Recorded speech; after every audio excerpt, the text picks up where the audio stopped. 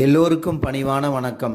நம்முடைய ஐயா நமச்சிவாயா சேனலிலிருந்து அடியேன் என்று தினம் ஒரு திருக்கதையில் ஒரு நாட்டில் ராஜாவும் மந்திரியும் வீதி உலா வராங்க. மறைமுகமாக மாறு வேடம் போட்டு மக்கள் எல்லாம் என்ன சொல்கிறாங்க, ராஜாவை பற்றியும் இந்த நாட்டை பற்றியும் என்ன பேசிக்கிறாங்கன்னு கேட்குறதுக்காக மாறு வேடம் போட்டு ஊருக்குள்ளே வராங்க. அப்போ வந்துட்டு இருக்கும்போது ஒரு கடையாண்ட போகிறாங்க. அந்த கடை பூக்கடை.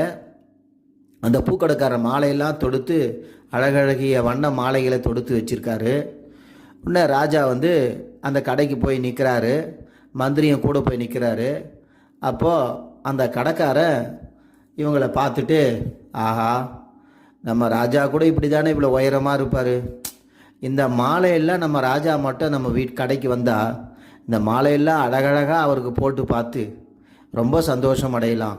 அவருக்கு இந்த மாலை போட்டால் எவ்வளோ நல்லா இருக்கும், இல்லை இந்த மாலை போட்டால் எவ்வளோ நல்லா இருக்கும், ஆஹா அந்த மாலை ரொம்ப அருமையாக இருக்கும், இவ்வளோ அற்புதமாக இருக்கும், நல்ல மனுஷன், நல்ல ராஜா, மக்களுக்காகவே வாழறவர், அவருக்கு இந்த மாலை போட்டால் எவ்வளோ நல்லா இருக்கும் அப்படின்னு மனசுக்குள்ளேயே நினச்சிக்கிட்டு அந்த உயரமாக நிற்கிற மாறு வேடம் போட்ட ராஜாவை அந்த கடைக்காரன் பார்த்துக்கிட்டே நினச்சிட்ருக்கான்.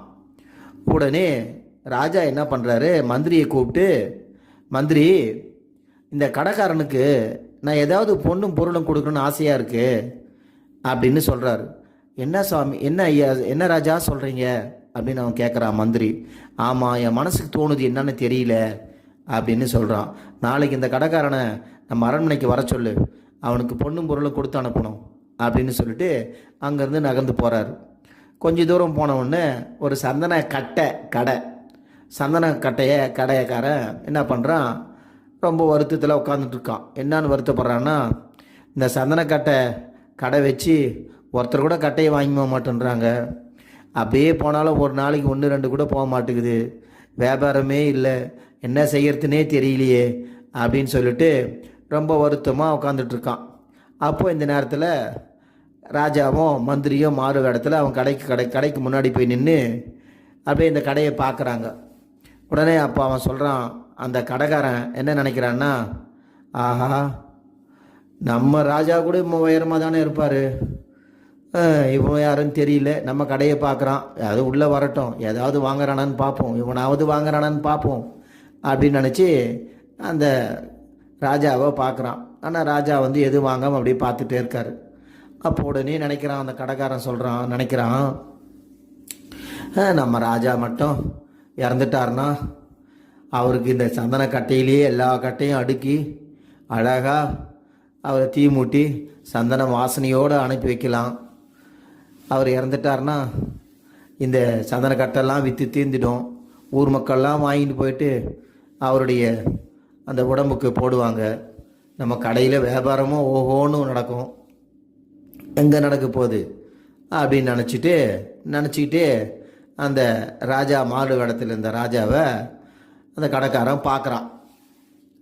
ராஜா என்ன செய்கிறாரு, மந்திரி இங்கே வாங்க அப்படின்னு கூப்பிட்றாரு. சொல்லுங்க அரசே, இந்த கடைக்காரனை சிரச்சேதம் பண்ணுங்க, இவனை கூட்டும் போயிட்டு அடையுங்க ஜெயிலில், இவனை கூட்டும் போயிட்டு தண்டனை கொடுங்க, இவனுக்கு நாளைக்கு காலையில் வர சொல்லு இவனை அரண்மனைக்கு அப்படின்னு சொல்கிறாரு. உடனே மந்திரிக்கு ஒன்றுமே புரியல. அவனுக்கு என்னடா நான் பொண்ணும் பொருளும் கொடுக்கணுன்றாரு பூக்கடைக்காரனுக்கு, இவனுக்கு என்னடா நான் தண்டனை கொடுக்கணுன்றாரு, என்னடா அது ஒன்றுமே புரியலையே அப்படின்னு சொல்லி அந்த மந்திரி நினைக்கிறான் மனசில். சரி ராஜா, அதுக்கு என்ன ராஜா, நான் வர சொல்கிறேன் அவனை அப்படின்னு சொல்லிட்டு அங்கேருந்து நகர்ந்து போகிறாங்க. ஆனால் ராஜா மட்டும் அவனை பார்த்து முறைச்சிக்கிட்டே போகிறாரு. அந்த கடைக்காரனுக்கு ஒன்றும் புரியல, ஏன் நம்மளை இவர் முறைச்சிட்டே போகிறாரு, யார் இவர் அப்படின்னு நினச்சிக்கிட்டு அவன் முழிச்சுக்கிட்டு இருக்கான். இப்போ கொஞ்சம் தூரம் போனவுடனே ராஜா என்ன பண்ணார், கிளம்பி அரண்மனைக்கு போயிடுறாரு. மந்திரி கிளம்பி வீட்டுக்கு போயிடுறான். இப்போது வீட்டுக்கு போன மந்திரி திரும்பி அந்த பூக்கடைக்காரங்கிட்ட போயிட்டு, ஏப்பா, கொஞ்ச நேரத்துக்கு முன்னாடி இங்கே நாங்கள் 2 பேர் வந்தோம், ஞாபகம் இருக்கா? ஆமாம் வந்தீங்க, என் கடையை பார்த்தீங்க, ஆனால் எதுவுமே நீங்கள் வாங்கலை, போயிட்டீங்க. நான் ராஜா மாதிரி ஒருத்தர் இருந்தார் உயரமாக, அவர் மட்டும் என் கடையே பார்த்துருந்தார், அவர் கூட எதுவுமே வாங்கலை. அதெல்லாம் இருக்கட்டும், அப்போது நீ என்ன நினச்சே எங்களை பார்த்து அப்படின்னு மந்திரி கேட்குறான். உடனே அதுக்கு அவன் சொல்கிறான், நான் என்ன நினச்சேன், நான் ஒன்றும் நினைக்கலையே, எத்தனையோ பேர் வராங்க போகிறாங்க, அதில் நீங்கள் ஒருத்தர் கடையை பார்த்துட்டு போனீங்க, நான் என்ன நினைக்கிறது உங்களை போய், நீங்கள் யாருன்னே எனக்கு தெரியாது அப்படின்னு அவன் சொல்கிறான்.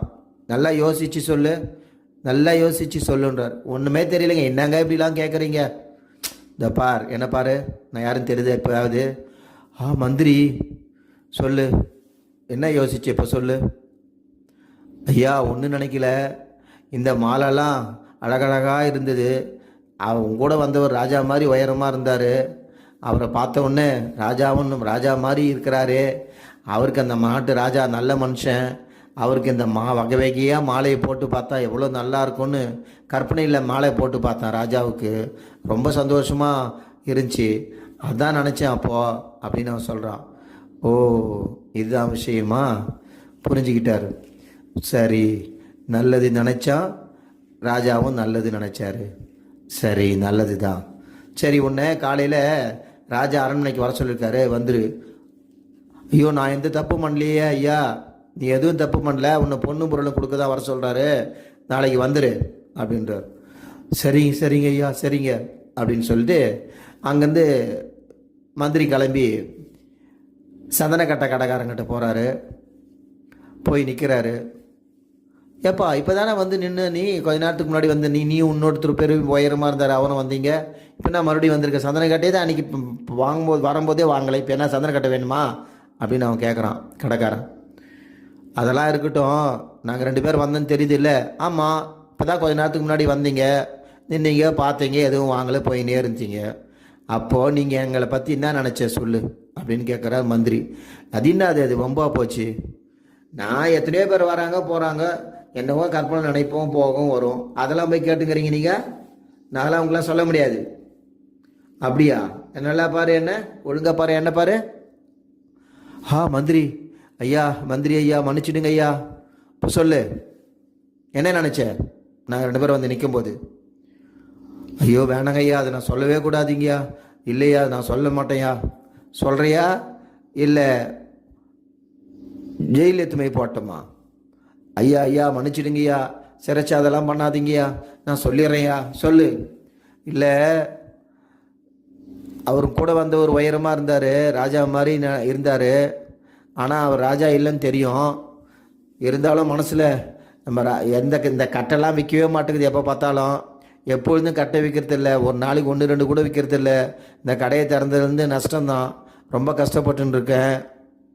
அதனால் ராஜா மட்டும் செத்துட்டாருன்னு வச்சுக்கோங்க, இந்த கட்டையெல்லாம் எத்துமையை அடுக்கி அவருக்கு சந்தனத்திலேயே அவரை நெருப்பு ஊட்டி வாசனையோடு அனுப்பிச்சி வச்சா எவ்வளோ நல்லாயிருக்கும் அப்படின்னு நினச்சேன் ஐயா, மன்னிச்சிடுங்க ஐயா, தெரியாமல் நினச்சிட்டியா. ஓஹோ இதான் காரணமா, புரிஞ்சுக்கினா மந்திரி, அதனால தான் நீ கெட்டது நினச்ச, ராஜாவும் உனக்கு கெட்டது நினச்சாரு. சரி இங்கே வா, உன்னை ராஜா காலையில் அரண்மனைக்கு வர சொல்கிறாரு, வந்துரு. ஐயா தப்புதாயா, நான் தெரியாமல் நினச்சியா, மன்னிச்சிடுங்கய்யா. அதெல்லாம் ராஜா கிட்ட வந்து சொல்லு. இல்லையா, என்னுடைய வறுமை, என்னுடைய கஷ்டம், என்னுடைய சாப்பாட்டு கூட கஷ்டம், இந்த கடை ஆரம்பிச்சதுலேருந்து ஒரு வேளை தான் ஏன் சாப்பிட்றோம், ரொம்ப கஷ்டப்படுறேன்யா, அதனால தான் அப்படி தவறெல்லாம் நினச்சிட்டேன், எப்படி இருந்தாலும் அப்படி நினச்சிருக்கூடாது, நான் ராஜா வந்து கடவுளுக்கு சமமானவர்னு தெரியும், நான் தெரியாமல் நினச்சிட்டேன், மன்னிச்சிடுங்கய்யான்னு அவன் காலில் விழுந்து அழுகுறான். சரி ரைட்டு. மந்திரி என்ன செய்கிறாரு, கொஞ்சம் இறக்கம் உள்ளவர், சரி இவனை எப்படியாவது காப்பாற்றணும்னு நினச்சி, சரி நீ நினச்சது தப்புதாயா, உணர்ந்துட்டேயா, இங்கே வா அப்படின்னு சொல்லி அவன் காதில் ஏதோ சொல்லிவிட்டு மறுநாள் அரண்மனைக்கு வா, நாளைக்கு வா அரண்மனைக்குன்னு சொல்லிட்டு மந்திரி போயிடுறான். உடனே அன்றைக்கி மறுநாள் ஆராசவை கூடுது, அந்த பூக்காரன் வரான், ராஜாவை பார்த்து ரொம்ப சந்தோஷம். பூக்காரனுக்கு 2 மாலை எடுத்துகிட்டு வரான், அழகழகிய மாலை எடுத்துகிட்டு வந்து ராஜாவுக்கு போட்டு அழகு பார்த்து ஆனந்தப்படுறான். உடனே ராஜாவுக்கு அவ்வளோ சந்தோஷம், ஆஹா இப்படி ஒரு பிரஜையாக நம்மளை அன்பு வச்சுக்கிறவன், அவனுக்கு பொண்ணும் பொருளும் கொடுத்து ரொம்ப சந்தோஷம், போயிட்டு வாப்பா அப்படின்னு அனுப்பிச்சி விட்றாரு. அடுத்து சந்தனக்கட்டை வந்த உடனே சந்தனக்கட்டைக்காரனை பார்த்த உடனே நரணன்னு பல்ல கடிக்கிறாரு. அவ்வளோ கோவம் அவன் மேலே அவருக்கு. என்னடா அப்படி நினச்சி கிட்ட வாண்டார். ஆனால் கிட்ட வர வர அவர் மனசு ஏதோ இலகுற மாதிரி ஒரு ஃபீலிங், அவருக்கு மனசு இலகுது. உடனே டக்குன்னு அவர் கோவம்லாம் போயிட்டு, ஆமாம் உனக்கு நான் ஏதாவது கொடுக்கணும் போல இருக்கே அப்படின்றாரு. எனக்கு எதுவுமே வேணாயா, நீங்கள் நல்லா இருந்தால் எனக்கு போதும். உங்கள் அன்பு மக்கள்கிட்ட இருக்குது, அதுவே எனக்கு போதும், எங்களுக்கெல்லாம் போதும். எங்கள் மேலே நீங்கள் வச்சுக்கிற அன்பு அளவு கடந்தது. எங்களுக்காக எல்லாத்தையும் நீங்கள் செய்கிறீங்க. உங்களை மாதிரி ஒரு சிறந்த அரசரை இந்த உலகத்தில் பார்க்கவே முடியாது. அற்புதமான அரசர் நீங்கள், மக்கள் மேலே அன்பு வச்சுக்கிற அரசர் நீங்கள். என்னை மன்னிச்சிடுங்கய்யா, எப்பொழுதுமே நீங்கள் நல்லா இருக்கணும். உங்கள் அன்பு தான் எங்களுக்கு தேவை, உங்களுடைய பொண்ணும் பொருளும் எனக்கு தேவையில்லை அப்படின்னு அவன் கடைக்காரன் சொல்கிறான். அவருக்கு ஆச்சரியம். அவர் மனசில் அவன் மேலே ஒரு நல்ல எண்ணம் உருவாகுது. இவருக்கு பொண்ணும் பொருளும் கொடுத்து சாப்பாடு போட்டு அனுப்புங்க. அது மட்டும் இல்லாமல் இவர் கடையில் இருக்கிற சந்தனக்கட்டை எல்லாத்தையும் தினமும் நம்ம பயன்படுத்தி கோயில்களுக்கு எல்லாத்துக்கும் வாங்கி அனுப்புங்க இவர் கடையிலேருந்து. அதே போல் நம்ம அரண்மனைக்கு தேவையான சந்தனக்கட்டைகளை அவர்கிட்டருந்து வாங்கிக்கிங்க. டெய்லி இது போல் இனிமேல் இவங்க கடையில் தான் வாங்கணும்னு சொல்லி உத்தரவு போடுறார் அரசர். உடனே ஓடி போயிட்டு அவர் காலில் விழுறான் சந்தன கட்டைக்காரன். சுவாமி என்னை மன்னிச்சுட்டு சாமி, உங்களை மாதிரி ஒரு நல்ல விதமாக தான் என்றைக்கு நினைக்கணும், நான் தப்பாக கூட நினைக்கக்கூடாது. மன்னிச்சுடு சாமி, மன்னிச்சுடு சாமி, ராஜா மன்னிச்சு ராஜா, நீ சாமிக்கு நினைக்கிறானவர், அதனால தான் உங்களை சாமின்னு சொல்கிற சாமி ராஜா அப்படின்னு சொல்லி காலில் விழுது அவர்கிட்ட மன்னிப்பு கேட்காத குறையா அவர்கிட்ட வணங்குறான். உன்ன ராஜா எழுந்துரு, நீ நல்லவன், நீ நல்லா இருக்கணும், போயிட்டு வா அப்படின்னு சொல்லி ராஜா அனுப்பி வைக்கிறார். உடனே மந்திரி புன்முறுவல் பூக்கிறார். நம்ம சொன்னது, அவங்ககிட்ட காதில் சொன்னது வெற்றிகரமாக முடிஞ்சுது. உன்னை வெளியே மந்திரி அவனை பார்த்து சொல்கிறாரு, எப்பயுமே யாரை பார்த்தாலும் நல்லதாகவே நினைக்கணும், தப்பாக நினைக்கக்கூடாது. ஒருத்தரை பார்த்து இந்த கெட்டாக நினச்சின்னா அவங்க உன் மேலே கெட்டதாக தான் நினைப்பாங்க.